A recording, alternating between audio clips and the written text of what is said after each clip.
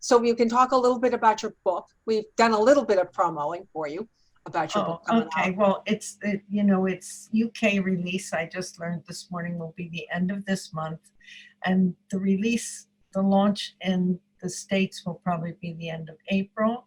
The title of it is What Sex Got to Do with It? Darwin, Love, Lust, and the Anthropocene. And it has a peacock's tail on the cover. I deal pretty much exclusively with sexual selection, very much challenge Darwin's interpretation of how sexual selection works. He argued that sexual selection was for beauty. I say nonsense. Sexual selection was for any trait that enabled babies to get born. I make the distinction, very similar to Darwin's distinction between natural selection and sexual selection. Sexual selection determines who gets born. Natural selection determines what happens to them after they're born. And I argue that females of all species select for a whole range of traits, and that sexual selection enables evolution to happen very rapidly. And Darwin's pigeons, that artificial selection I refer to as sexual selection by proxy. It's simply sexual selection that's being controlled by someone other than a member of the species that's giving birth.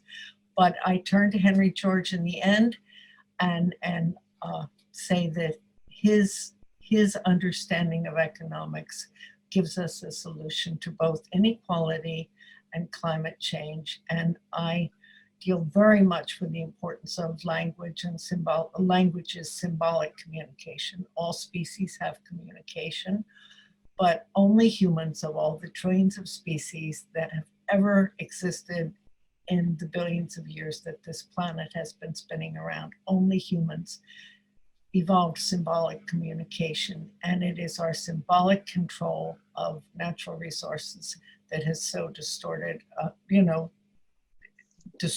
equality, and is probably going to destroy the planet unless we change it around. But anyhow, Polly, I thought your talk was just terrific. I found it fascinating in all ways.